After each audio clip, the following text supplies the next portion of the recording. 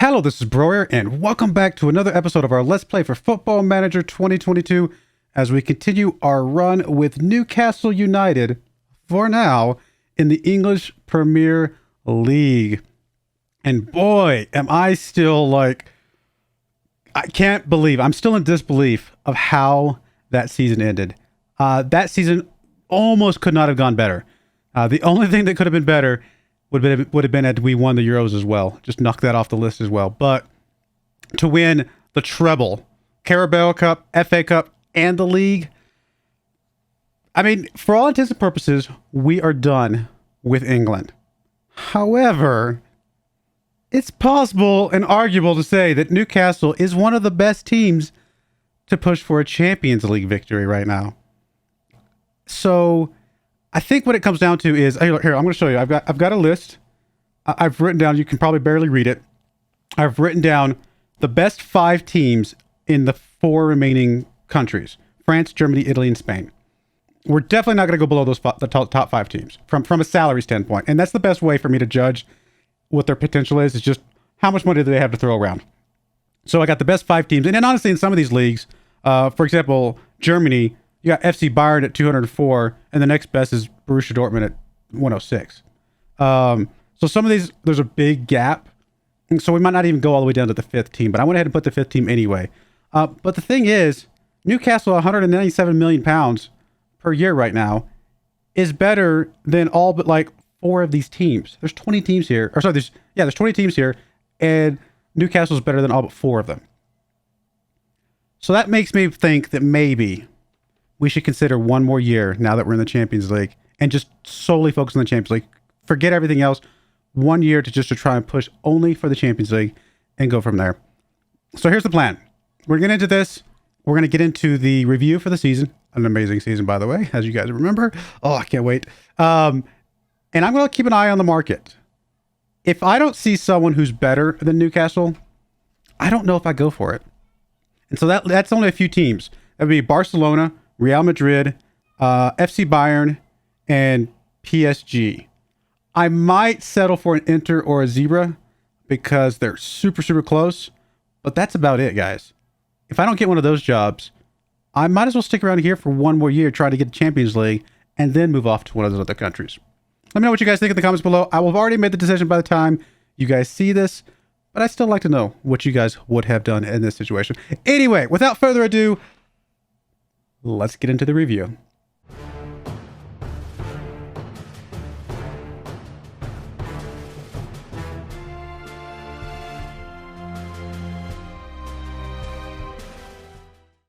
All right, here we are. We're going to start the review a little differently this time because I really want to see the full look at what we've done.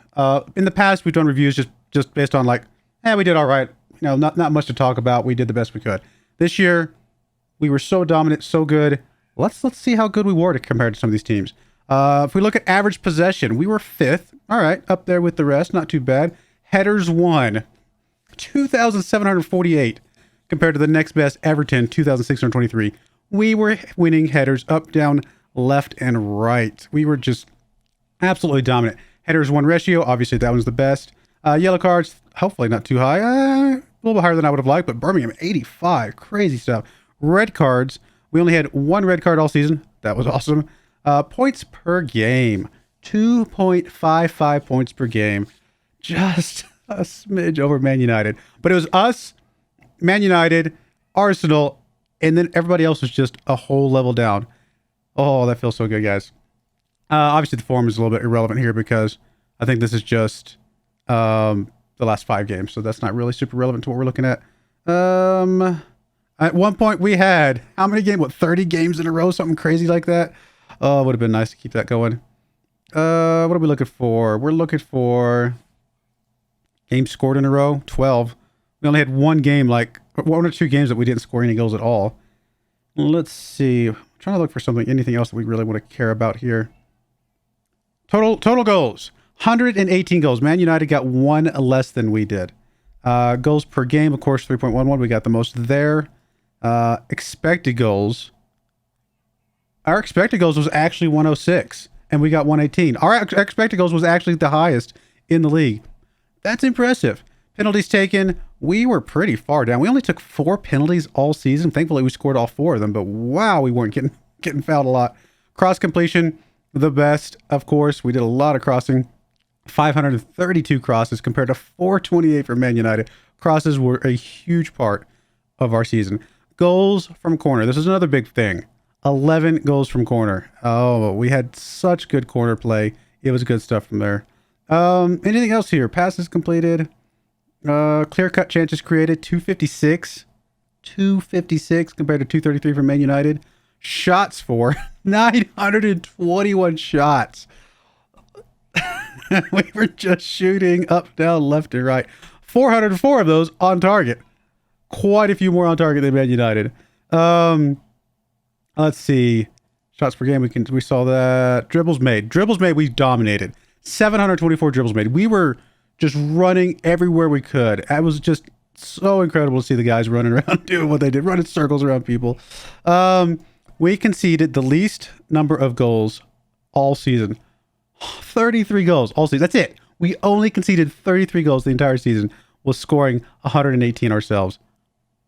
Pretty crazy. Expected goals against was 36, so we actually overachieved that a little bit. How many goals did we concede from corner? We did concede 3 goals from corner. I thought we'd be pretty good at defending from corner because if we've got tall guys that can shoot, can play the corner, can actually score from corner, then we're going to have tall guys that can defend from corner as well. So, and that does appear to be the case. Conceded from direct free kicks, 0. From indirect free kicks, 2. Clean sheets, we should have been up there, 14. So we didn't quite get the number 1, but we were definitely up there. Anything else I care about here? Obviously, possession 1. I mean, we were all over that. Average attendance, I'm actually curious about this one. Not very high. I mean, there's a lot of teams that were making a lot more money from us than from attendance. But 98% of cap, pretty close to the max. I mean, there's only a couple teams that were higher. Obviously, Man United, Arsenal, 100%, Man City, and Chelsea were at 99%, but we were really close up to the max there. Average attendance by capacity, oh yeah, here we go. Right here, we were 6th. Stadium sellouts. We had 12 stadium sellouts. Not bad. And then that's it. So overall net transfer spend, we've seen this before. We were the 2nd behind Chelsea, who, by the way, Chelsea is playing for the Champions League championship right now. They're playing the final game against PSG, which is the team that beat Man United. So it'll be interesting to see if Chelsea pulls that one off, even though they're 9th in the league this season. We were significantly better than Chelsea, and yet they're in the finals of the Champions League, which makes me wonder, could we be as well? Let's go look at anything overview. I don't know if there's anything here, but I do want to see real quickly. Not that one. I want to see the details just real quick. So we had, there we go, goals. We didn't get the number 1 goals, right? Obviously, Holland got number 1, 43 goals. Adeyemi got 40. I mean, he scored at least a couple against us. But we had the next 2, and combined, that is 56 goals for them combined. Our striker duo was incredible.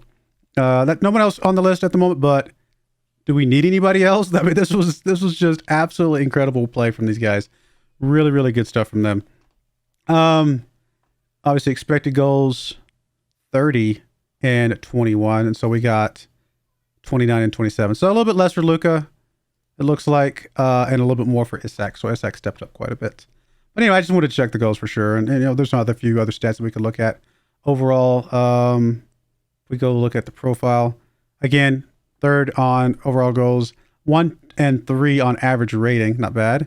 Assists was number 1. Player of the match was 3rd. We didn't get the clean sheets. I thought we had to be close. Let's check the average rating real quick. So we had 1, 3, 5, 9, 10, 6. I mean, our starting lineup is like in the top 20 here. It's crazy how good they were. And then clean sheets, we had to be close, right? We had 13, right? No, we had 14. We were tied for 14. It's just not, we're just a little bit off the list there, but not bad. I think Conde was a huge pickup for us. Grabbing him was awesome. And then, of course, assist, mostly Sancho. I mean, picking up Sancho was huge. Vieira, good number. I mean, nowhere near close to the number Sancho did. And Sancho just dominant. I'm glad we got him from Man United. We would not have done what we did this year without him. At least partially because Man United would have had him and they would have played better, I think. So there you go. Anyway, all right, we'll come back for the official review momentarily. All right, here we are for the official end of season review. And there it is, guys. The treble. Oh my goodness, so good. Oh, I can't believe it all worked out. Oh, I was actually afraid that the Carabao Cup push cost us because, and maybe it did. Maybe it cost us the Euros because we played a lot of extra games going through that. Here we are, the new arrivals. Lorenzo Luca, 8.14 average rating. Absolutely just could not have been better. We paid a good chunk of money for him, but he paid off. Lara, I was ecstatic with Lara. I'd probably take Lara at another team sometime. I don't know. He played really, really well for us as well. Of course, Jadon Sancho, we paid stupid money for him. I think it was worth it. I mean, they don't think it was quite worth it. They weren't super happy with the deal, but we wouldn't have done it without him. I don't think. Livermento coming here, A+, 69 mil. Evanilson didn't play a ton, but when he played, he took care of business. He was solid. Absolutely solid. 54 million for him. Cole Palmer paid a bit more for him than we should have. We overpaid for Cole Palmer. Not that he was bad. Not that he was bad, but we paid the same amount for Cole Palmer as we did for Sancho. I thought they were going to be on par with each other. I really did. And maybe had we played him a bit more, we would have seen more from him. But, and it's, again, he played good when we played him. There was nothing there. I mean, 7.28 average rating. Can't complain, but we definitely overpaid for him. I think we're okay for a lot of these other ones. We overpaid for Palmer, for sure. Fuentes just came in on his own loan. We didn't really do much with him, honestly. Poor guy. I don't think he developed hardly at all. Suchik came in. We got him on a free. B+ for a free. I like it. He came in as a solid backup rotation player. No complaints there whatsoever. Kudus, paid too much for him, in my opinion. I definitely think we paid too much for Kudus. But, you know, sometimes you don't know until you get him into the league, into the team. They were pretty happy with him, and I think he's still going to be value. I think he's still going to be value. And if they sell him on 60, 70 mil, they didn't lose a whole lot of money. In fact, I think some of this is tied up in appearance fees anyway, so they might not have to pay the whole amount. They could still get recoup some of the money. Paying him $30 million. Let's say they paid 30 million pounds, I should say, for him to show up, lead him through a season, and help them get to the victory. Probably worth it in the end. Gutierrez probably overpaid for him a bit. Didn't really play him as much as I thought we were going to. But he was a good player. Good player when he played. Just, we had better players at the time. Melton was a solid pickup for a loanee. Tempted to keep him around, to be honest. I think he's got a huge future ahead of him. Especially if we need to sell some other players to make profit. Getting him in early as a slightly lower price, I think he'll develop into somebody that can sell him for profit as well. Mendy just came in as just let's just get us a backup goalkeeper. I'm surprised they actually were disappointed in this. We only paid $375,000 for him. He literally was just there to sit on the bench, which he did very well. Transfers out. I'm sure there's going to be some unhappiness here. They weren't happy about the Luis transfer out. What can I say? They weren't happy with the St. Maxim. Well, they were okay with that one mostly. Singo, middle. Nadidi, Kluivert, C+, Esquero, LaCroix, D. Yeah, I get this one. I understand that they were not happy with this one, but he really wanted to go, and kind of is what it is. Oliver Marie-Louise, or Olivier Marie-Louise, probably. I thought this was a good sell. Thought we got decent value for him. I thought Bella was a really good sell, to be honest. Memphis Depay leaving. I thought that was a decent sell. We had to get something for him. He wasn't really doing much for us anyway. Ramiro had to have been a really good sell. Come on. A 35-year-old goalkeeper getting 23 million for him? That sounds like really good money for me. Gordon, let's see. Hernandez, really none of these were like really especially good. Mooney. Okay, 375,000 for Mooney. Loans out. Nothing too especially amazing here. We got a few guys that did develop a little bit. They might be able to come back and play for the first team. Well, we will see. Board expectation, qualify for the Euro Cup. Well, we qualify for the Champions League. Final position first, obviously. Home attendance was awesome. Competition top scorer, Luca. Obviously the board, A+. Super duper happy with me, as they should be. Yeah, just, I mean, the goal differential, as much as anything, tells you the story. Yes, Arsenal is kind of up there with us. But I think us and Man City, gosh, Grace, why I keep saying Man City? I am so sorry, guys. I really am. Us and Man United were, I think, in another level up. Maybe not point-wise, but definitely goal differential. We were just putting up goals for fun at some point. Euro Cup, obviously, getting knocked out was very disappointing. Getting a D for that, that's fair. We should have made it further. We should have gotten past Manchester City, to be honest. But what are you going to do? Who ended up winning this? We'll check that in a minute. FA Cup obviously won this one. Made it through the gauntlet. Manchester City, Everton, Manchester United, Arsenal. And then we had 2 easier games in the end, thankfully. But man, that was rough. And that final game, had to get to extra time to even win that one because we were so drained. So incredibly drained. B-. I'm surprised they only gave us a B-, to be fair. And then Carabao Cup. They didn't really care. We got a C+ for that one. We did make it through Manchester United and Liverpool. 2 decently tough games, but at the end of the day, it didn't really matter that much. It was still good. Felt good to get past them. Did we didn't lose to Manchester United all the season, did we? We drew them once, and then I think we beat them every other time. Biggest win, Newcastle against Sarajevo, 10-0. Yeah, okay. The one that didn't count, or didn't matter, I should say. And then match to remember, 7-0 against Burnley. And then, of course, goal of the season, 5-0 win against Birmingham. From Baldwin. I think I remember this one. Well, let's jump into this and see if I remember this one.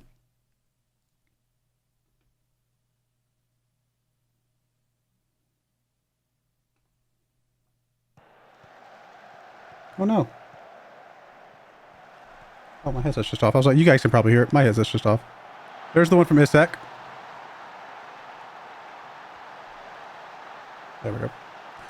There's another one from Isak. Or no, he's going to get this one back to somebody else, isn't he? This one goes back over to Luca. Good goal there. Which one was the Baldwin one? Was that one 3rd or 4th?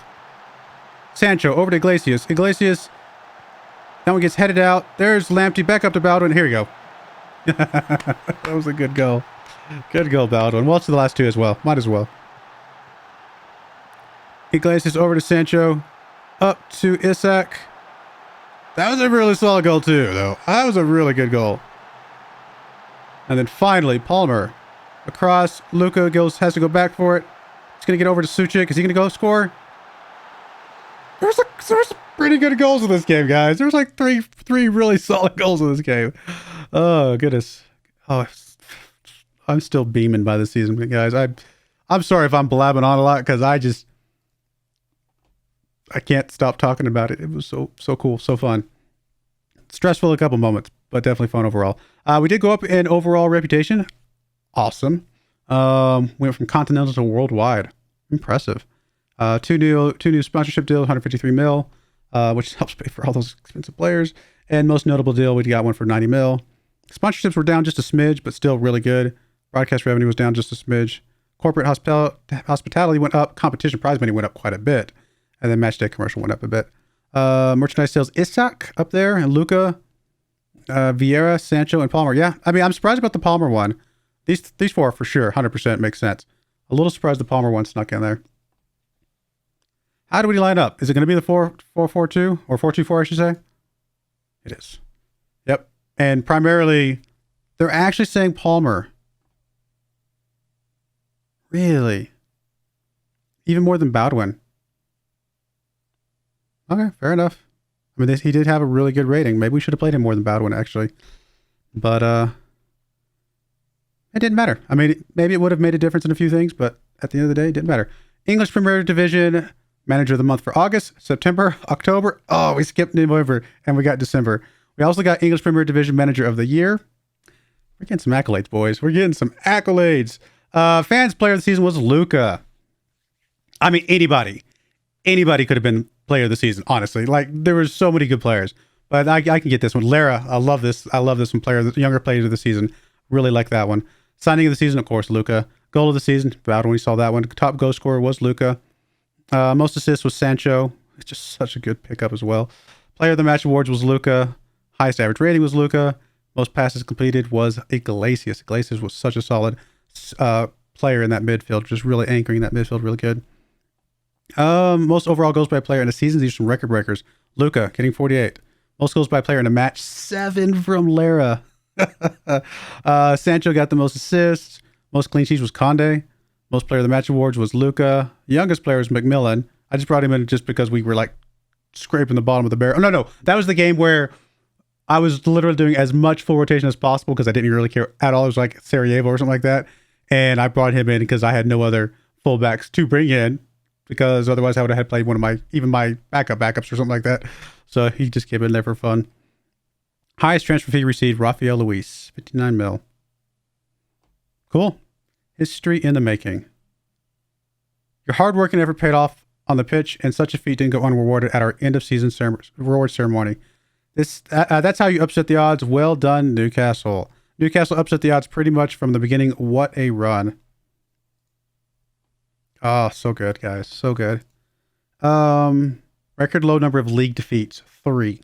3 defeats. And we shouldn't even have that many, but that's all right. So Lucas sets new average rating record. Players inducted to the overall 11. Isak getting in there. Luka not yet. He's still maybe just too early, maybe. But oh no, he did. He got on the bench. Luka got on the bench here. But Isak, Luka, Kumbala, and Konda. Yeah, no, great players. We already had Vieira's already in there. I guess that's it. Honestly, I'm surprised that some of these other guys. There's Lamptey, actually, he's in there. But I mean, if Sancho plays longer for us, I mean, he gets inducted in there. People like maybe Levi, I think he can get in there pretty easily. Any of the guys that played this season, they play another season or two and they play well. I think they're inducted into there as well. All right. What else are we looking at? Overall performance, pretty dominant in everything except this little bit over here, but it didn't matter. Team defending, yeah, pretty good, except for the fouls and blocks, but overall, pretty dominant. Team attacking, again, dominant in just about every area except pass completion ratio and a little bit less on shots on target. Yeah, and I can believe that. We were shooting like crazy and not always getting the best shot on target percentage. I can understand that one. Aggressive shooting, clinical shooting. And then we've been kind of going back and forth on this line between possessions lost. Sometimes we're over here on this side of it. Sometimes we're over on this side, but usually right on the line though, like on either side of it. So we did end up having lots of dribbles. We saw that, but we were loose in possession. So would have been nice to edge closer to the reliable possession, but not a big deal. They want us to play attacking. Finally, they got rid of the counter football. They're coming over to my side, guys. Work within wage budget. Obviously, we will try. We actually did that this year. We worked within the wage budget. We spent a lot of money, but we ultimately spent the original transfer budget. Oh, that's funny.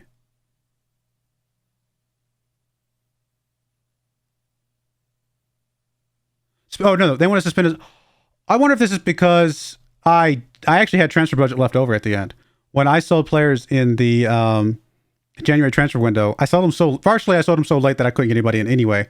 But I was just trying to help the budget, and I didn't really feel like I needed. There were any players I could get in that would have made a big difference on the positive. So I was like, well, there's no use spending that money. Let's just hold on to it and pay for the players that we've got. I wonder if they're thinking that I didn't spend enough of the transfer budget. That's kind of weird. Or maybe I'm misreading that. Obviously, they want to qualify for Europeans, reach quarterfinal of the Champions Cup, work towards challenging for Premier Division title, challenge Premier Division title. Yeah, we'll accept that. I'm not going to change anything like that. For one, if I stay, then that's fine with me. If I don't, it won't matter. Discuss plans for next season.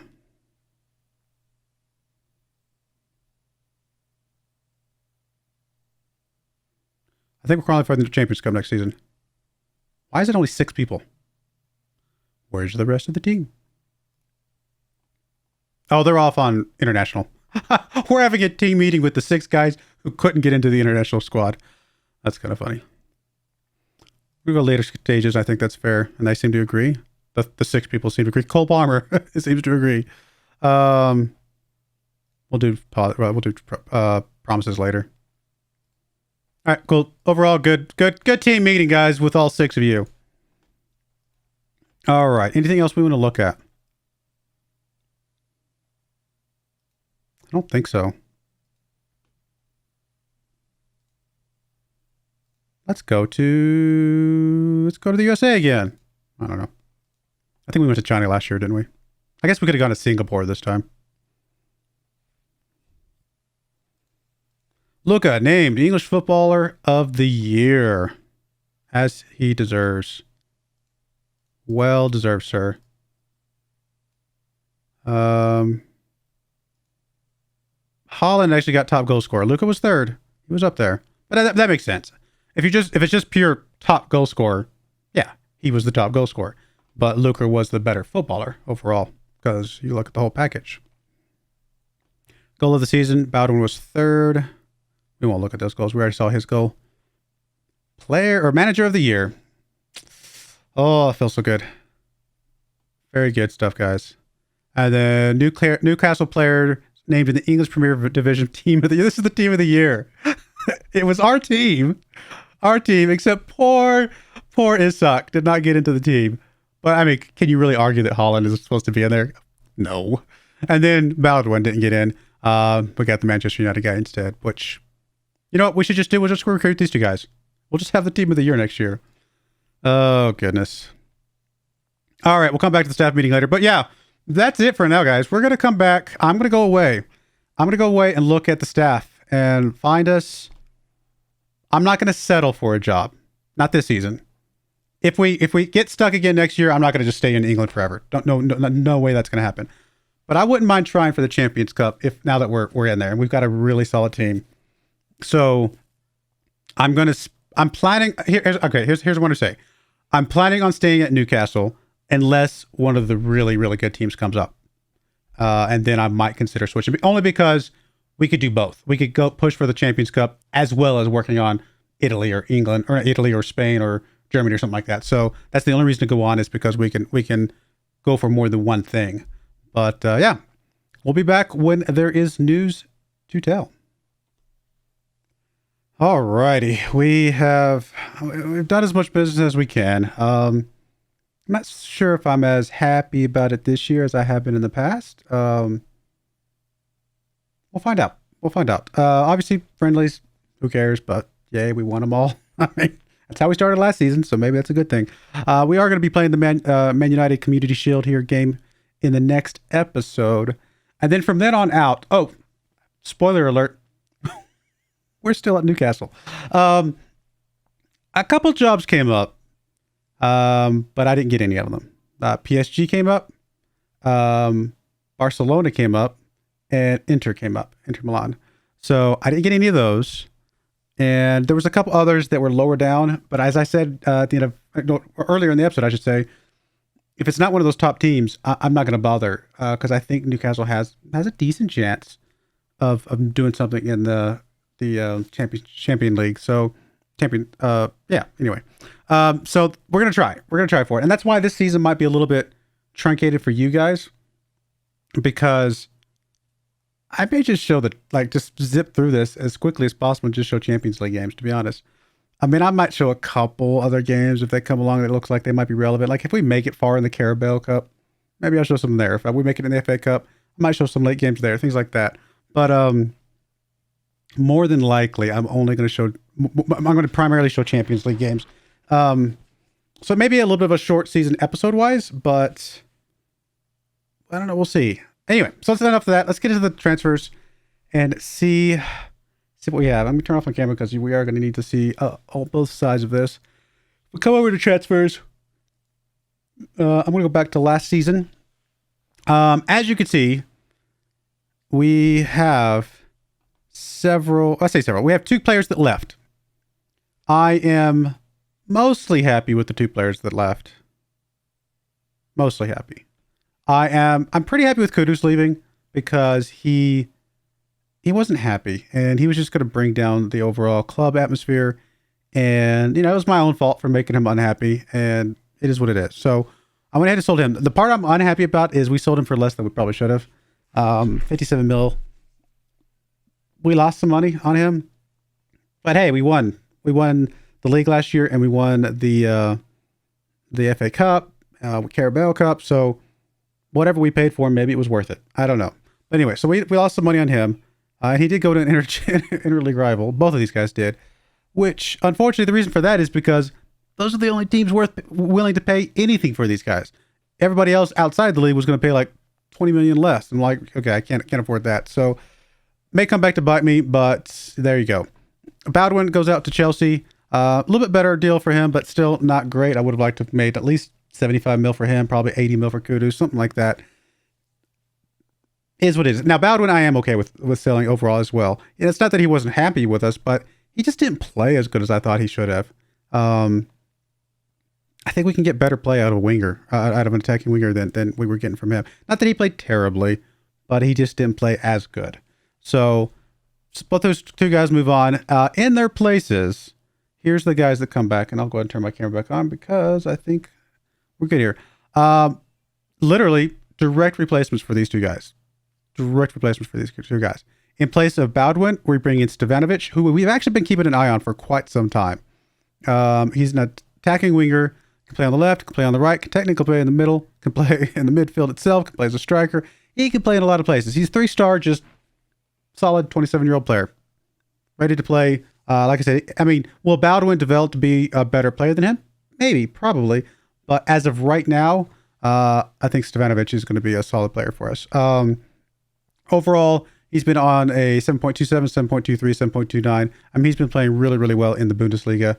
And yeah, we paid 53 mil up front. Could go as high as 85 mil with some extra add-ons. Some of those add-ons might not actually come to fruition. So don't worry too much about those, because there's a good chance some of those, I think one of them is like international games or goals or something like that. It's possible that those don't come to fruition. So if they do, and we kept him long enough that they did, well, then maybe it was worth it. So maybe slight overpay for him, but I wanted somebody that was going to be hopefully a little bit better than Baldwin, and we'll see what happens. We had a lot of money. I'm going to be honest. We had money to burn. And so I felt okay spending a little bit more money for some of these guys because, hey, last time it worked. Paying a little bit extra money for some of these guys worked out. Vitna comes in here from Feyenoord. We actually saw him last season. I don't remember him, but we would have played against him. He comes in for 60 million up front.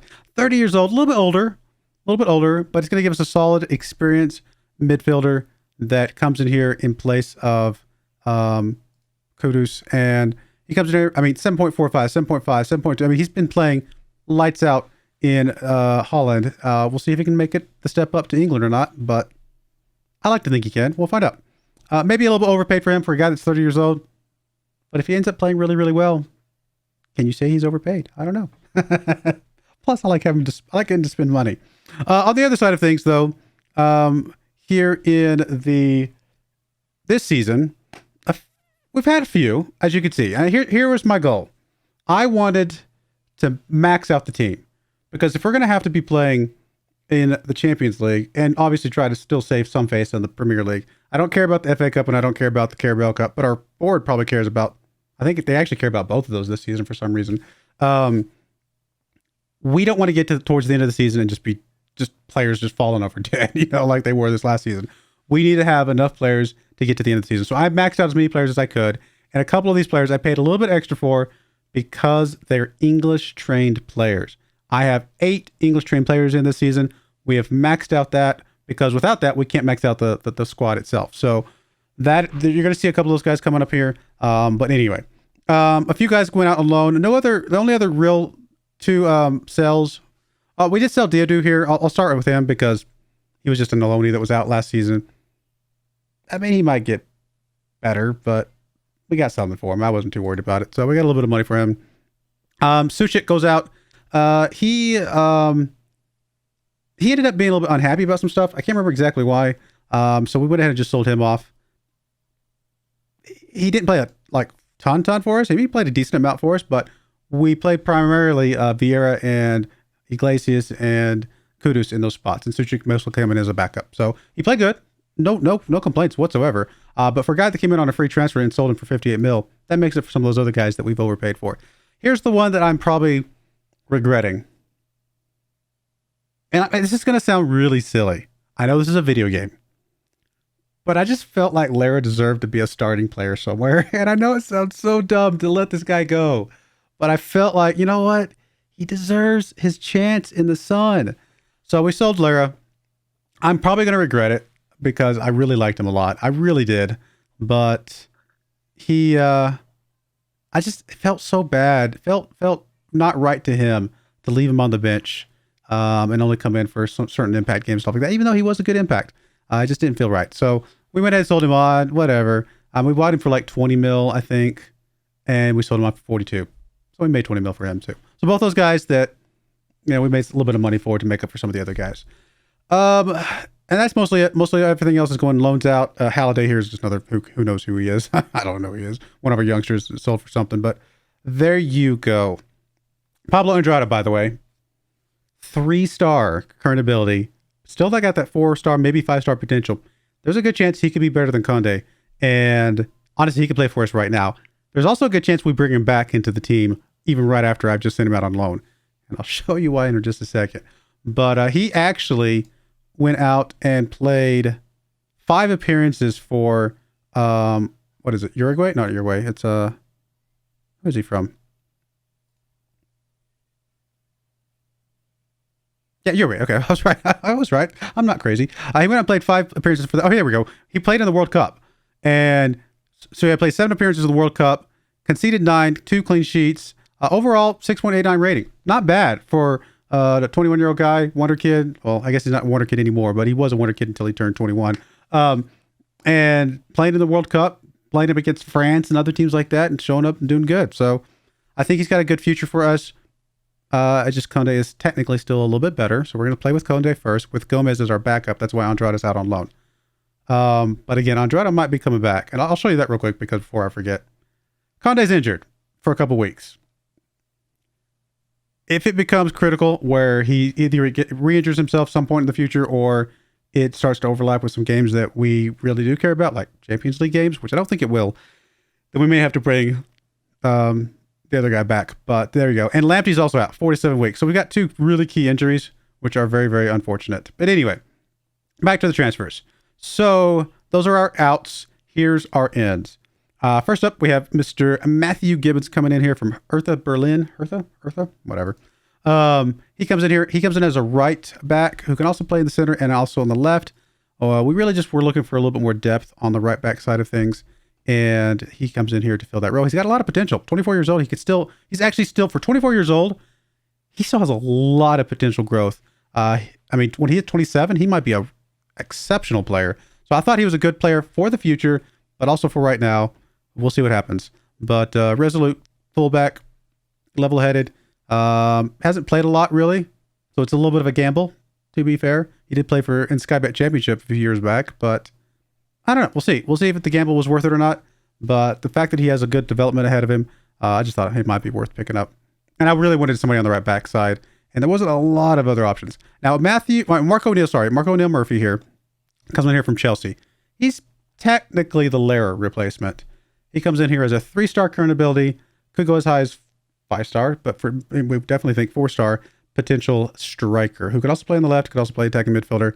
But he comes in here as that Lara replacement, and honestly, probably for all intents and purposes, will be better than Lara at some point in the future. He's only 19 years old. He's already a 3-star player. He could play for us right now as a 19-year-old. That tells you how good he is. He's not quite as tall, but we're hoping he can develop out with some of these other skills. And hopefully he can hit that 4-star. If he hits that 4-star, we got a really good striker here. I played a little bit maybe extra for him. The reason I paid a little bit extra for him also was not only is he a wonder kid who can probably develop and be worth something anyway, but he's an English player. And I need more English players in our league or in our team. So that was another reason why. But honestly, did I really overpay for him? I don't know. 57 up front, could go as high as 81. And he's valued at... when I go backwards, I keep doing that. He's valued at 66 to 96. Now, the value, how much does that really mean? I don't know, but there's a good chance that we actually might be able to do some good stuff with him. So I'm pretty happy about that purchase. It makes me feel a little bit better about the Lara sell because I think this guy actually will be better than Lara as much as I love Lara. All right, Sambo comes in here. Another guy that comes in to play potentially on the right-hand side, but also in the center defender role. We were a little bit weak in the central defender role. So primarily, I actually got him for the central defender role. But because of the Lamptey injury, he might have to play a bit more on the right-hand side early on until Lamptey comes back. But comes in here, 24-year-old. It says he's valued 114 to 141. Don't think I believe that, to be honest. But he's a solid 3-star player. Probably not going to get much better, but seemed like a decent player. He's not very tall, but hopefully he can hold down the fort in the defensive side. At least nothing else give us a little bit more depth. He's actually played pretty well for Italy last season, although he didn't play a full number of games. We'll see what he can do. I thought he was a pretty decent pickup. We then pick up on loan. Now, I did pick up 2 loan players. Again, focusing in on filling out those England slots. These are both players who are trained in club at England, or trained in nation at England, sorry. And so first we get this Samson guy. He comes in here, 2.5 star up front, current ability, could go as high as 4.5 stars. So another player could be as good, if not better, than O'Neill Murphy. But He comes in on a loan, and I think do we have a future fee for him? Yeah, we have a $41 million future, £41 million future fee if we win the Premier League. If we win the Premier League, I'm okay with paying $41 million for this guy, I think, but hopefully he can develop as well and be worth it. But really just another guy that can rotate in, play, again, from an England side of things, and hopefully, help us reduce some rotation for other different games. Harry Woolley comes in here. Harry or Woolley? Is he Harry or is he Woolley? I'm sorry. I couldn't help it. We didn't pay much for him. And actually, the people were not happy about this purchase. He just comes in, just another English player. We had the slot. We're at 7. Well, after we get some of these other guys, we were at 7. It's like, you know what? This will be our 8th English guy. I mean, he could play in a game or two. Whatever. We'll play him. We only paid $3 million for him, and he's probably at least worth at least that much. So I'm not too worried about it because it's really like pennies on the dollar type of thing. But not expecting much from him. But I just wanted some more English players. Because we might as well. If it's an empty slot anyway, we might as well have an English player sitting there to fill it in case worst comes to worst, So we'll see. Calvin Phillips comes in, another English player. Technically, we're playing I think we have a future fee for him too, but it's like a ridiculous future fee. I don't remember. He's 34 years old, so we're not going to get much out of this guy, right? We're not going to get much out of him, but he can technically play defensive central defender if we need him to, as well as midfielder. I mean, he's not an amazing player. He's 34 years old. He might not play that much, but again, another player that we have those English slots available. We might as well bring somebody that can rotate in if we need to, just to give some people some rest. I don't want to fall into that same trap as we did last year. Man, he played for Leeds for 530 appearances. And then he technically just moved to Ajax, or else I would have just picked him up on purchase. I would have bought him for like $1 million, like at most. But they didn't want to sell him, or he didn't want to leave or something like that. So I had to get him on loan. And then I think I've got a future fee of, like, if we win the Premier League, I'll give him like $2.5 million or something like that for him. And if we win FA Cup, I'll give him $1 million. Stuff like that. So I think it's $3.5 million because I think it was $2.5 million for the Premier League and $1 million or something like that for FA Cup. Okay, whatever. If we win those, I'll throw away $3.5 million. I mean, whatever. But again, somebody who could potentially rotate in. He's at least good enough to rotate in if we absolutely got down to that bottom of the barrel. Calvin Phillips comes in. Oh, that was Calvin Phillips. Sorry. Now, I will say this. Had I known about Kessie, I might not have gotten Calvin Phillips or Woolley. I'm still okay with it. But with Kessie coming in here, I may not need these guys as much. I was a little bit lacking until Kessie came along. And Kessie comes in here, another older player. I know I'm following a little bit of a pattern. I'm not getting quite as many younger players, although I did get a couple. I got a wonder kid. I got a couple youngsters. But I also filling out with a couple older guys. This guy comes in, 4-star current ability, 4-star potential. Obviously, he's not getting any better. But he does come in as potentially our best midfielder.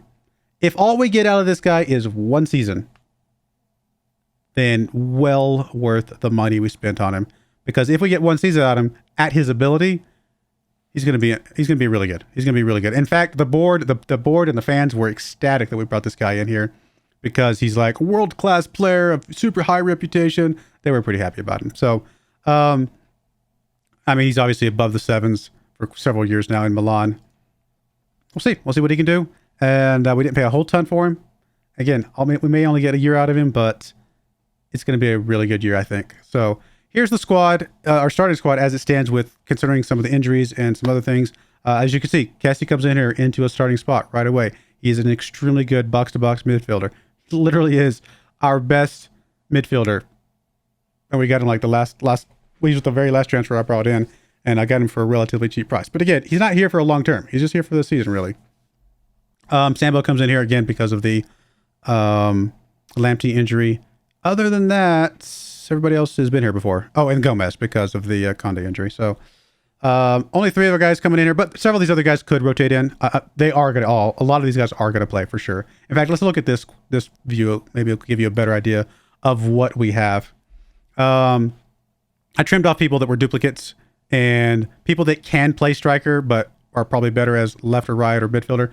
I pulled them off the strikers and all the other positions as well. So technically several of these guys can play all over, but I didn't want to leave them on here. Let's actually put Traore over here. just to make it a little more balanced. I just wanted to kind of get an idea of what we have bare minimum, and then obviously these guys can interchange all over the place. So there we go. We got a second looker up front with Evanelson and O'Neill Murphy, as the backups. We do also have that other guy. Where is he? Oh yeah, Nwachukwu. I put him down here as a midfielder, but technically, he's going to be primarily probably a striker. But he could play as a backup as a midfielder as well. Although Vieira could probably play there, Palmer can play there. So again, lots of interchanging, but this is kind of what we're looking at. Sancho, Vieira may be on the right, although again, interchangeability. Stevanovic, Palmer could play on the left. I just want to make sure I said this last season, I wanted to make sure I had at least 2 players in each position for sure. That doesn't necessarily mean that's exactly where they're going to play. I just wanted to make sure I had 2 decent players in each position, a starter and a backup, just to make sure I knew what to go out and get. And then once we get the players in, we'll interchange as needed. Because again, it's probably going to be Sancho and Vieira on left and right, and these other guys are going to be primarily backups or something like that. Phillips, again, he can play in the midfield. He can also play as a central defender back here. I put him back here for now, but he could play in the midfield if we need him to. Sambo, I've got him in both places. He primarily is going to be playing a central defender role, but for right now, he's going to play on the right because of the Lamptey injury. He's the only one I've got on here twice just because of that injury. And then, Gutierrez, Livramento on the left. Although, again, we might change some things around. There's just so much flexibility in this team. I think it's going to be a good season for us in that regard. Technically, I usually look at this guy, but it should be about the same. A lot of good flexibility. I'm really hoping Conde comes back soon. I don't think Gomez is going to hold up for super long, but we will see. All right, there goes. Can't talk, guys. There we go. Hope you guys... I'm excited. I think it's going to be a fun season. Did we get better? Yes, with Kessie. Maybe with Stevanovic.